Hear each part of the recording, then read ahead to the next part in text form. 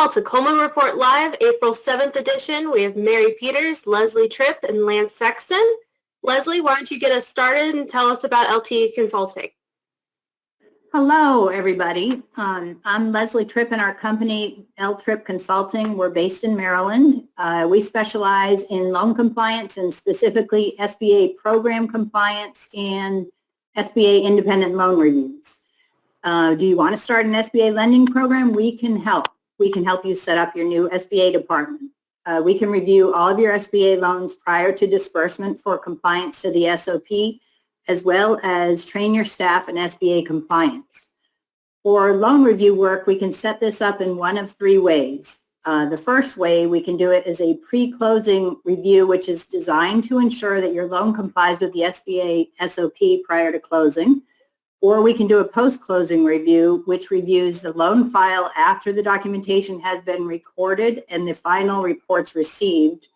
And lastly, but equally important, we can perform an independent loan review where we take a sample of your loan files and review them for compliance to the SOP and then summarize any issues into a final report.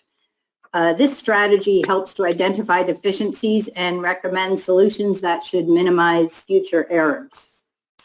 So for any SBA loan and program compliance you need, please contact us to see if we can help so that you can keep working on your PPP loans and your deferrals. Attached to the Coleman Report Live in the handout section is one of our brochures, so please give us a call. We are open for business and all of our services can be done remotely. Thank you very much. Thank you, Leslie. And we have Mary. Mary's our guest today. Why don't you go ahead and introduce yourself? Hey, Katie, and thanks again for the opportunity to do kind of a SBDC 101 very quickly for the benefit of the lender's customers and potential customers. SBDC stands for Small Business Development Centers, and as you can see on the map, there's over 1,000 SBDCs strategically located across the state with over about 5,000 individuals that are skilled and experienced in helping with what could be called in a brochure management and technical assistance. I like to call that help with problems and projects.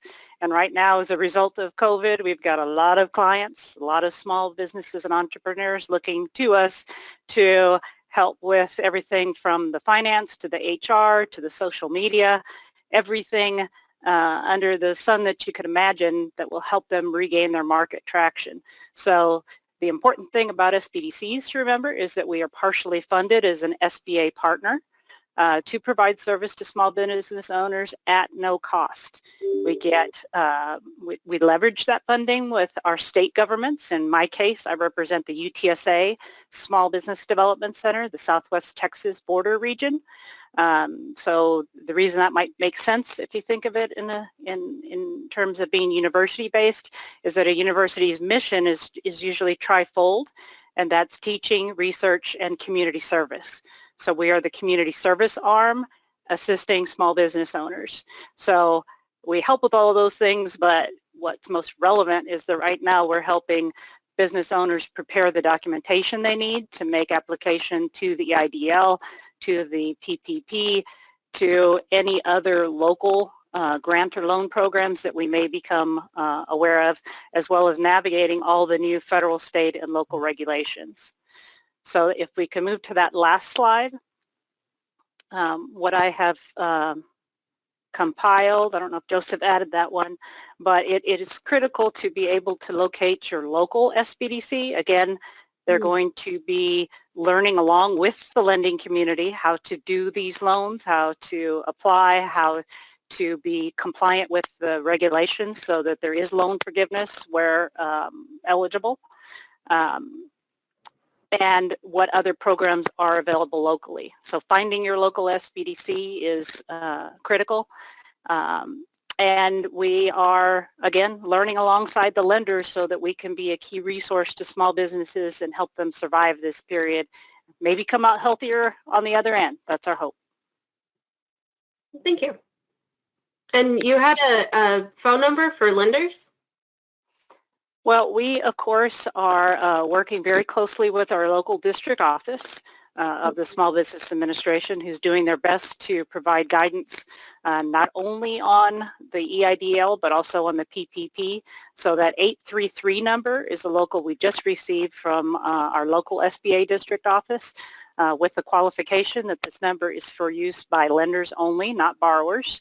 And we're hopeful that this will be a mechanism to complement what the district offices and the regional offices are doing in terms of webinars to provide a direct link to experts from the lending perspective about the new programs. Yeah, that'll be extremely helpful for us. I don't know if we can go back to the E-Tran information. We just got this email, I think last night or maybe this morning, that they are working on this to try to get the email carriers to accept the SBA emails because they were marked as spam. So that should be fixed soon. I don't know if yeah.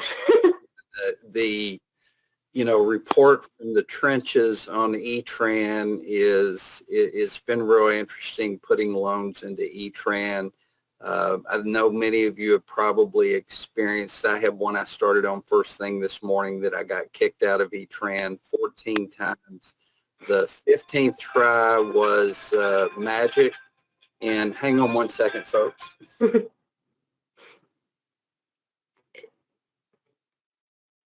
Sorry. You don't have time to think about turning your phones off, but and then I had another application that I put in that was fairly seamless. I didn't get kicked out a single time. So it's going to be that way for a while. E-Tran's not accustomed to handling the volume of applications that are going in. Another couple things about E-Tran, you're talking about emails, getting the emails with the confirmation loan number and funding.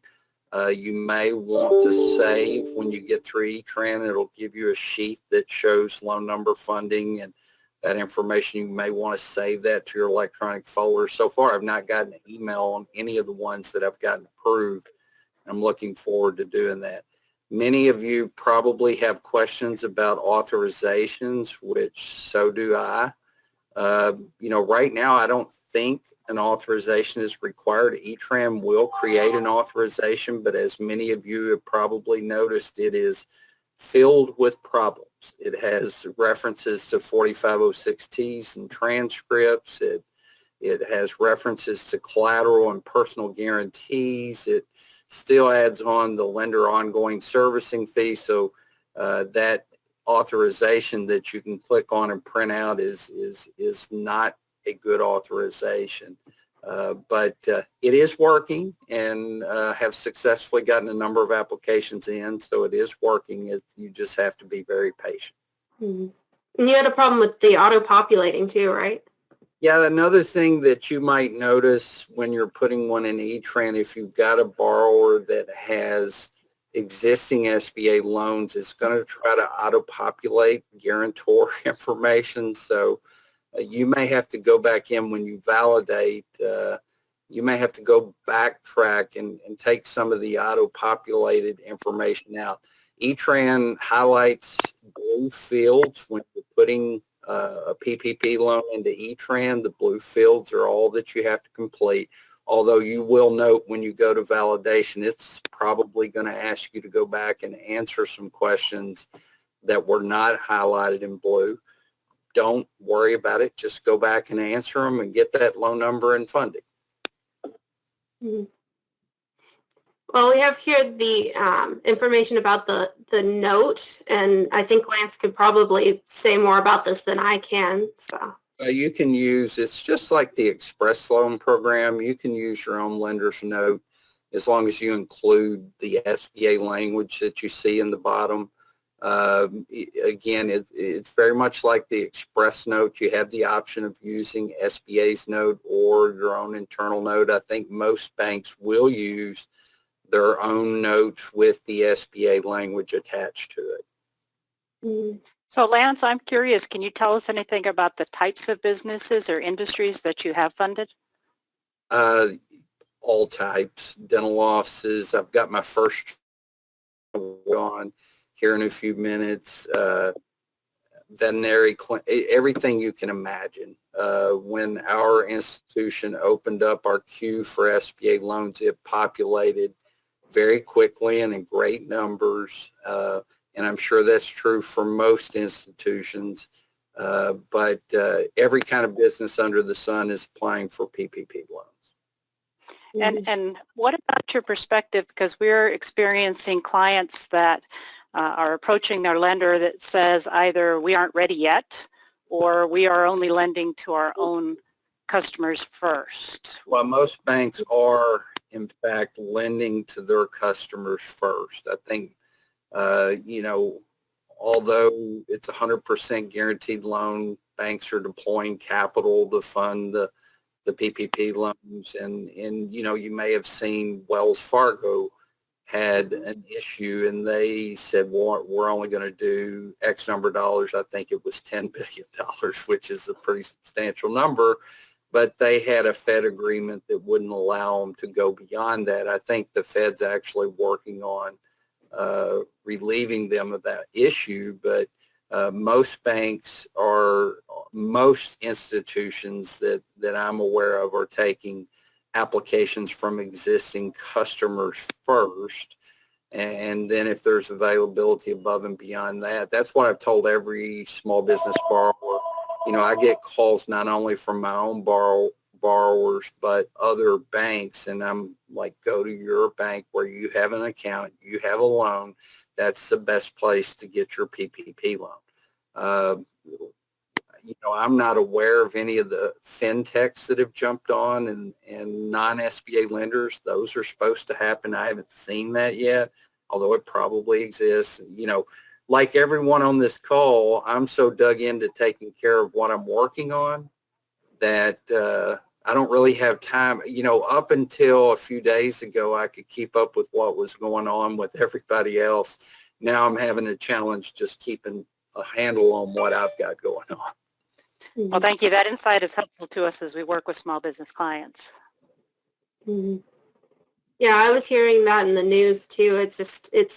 You're hearing borrowers going to banks that are not their own and getting turned away. And it's kind of sad, but at the same time, I understand that it is difficult for those banks and those institutions.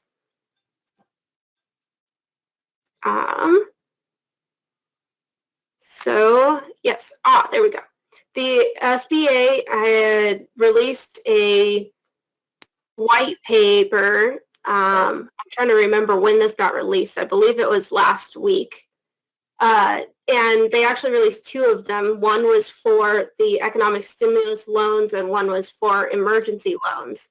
And it looks at previous loans to see what we can do in the future to prevent potential risks. And it includes a lot of recommendations from the OIG to the SBA to prevent some of the past problems that they've had. And I'm sure we're going to hear a lot about those in the coming Fraud Fridays. Well, this program's underwriting has such a limited amount of information. I mean, the borrower fills out the application, provides some payroll records. We're supposed to review those. Certainly SBA has told banks that you're relying on the borrower's certification. So, Katie, you're going to have a busy job in the future keeping up with some of the issues that pop up out of this. And, it's understandable that part of the funding goes to the Inspector General's office because they're going to have a big job on their hands at some point too.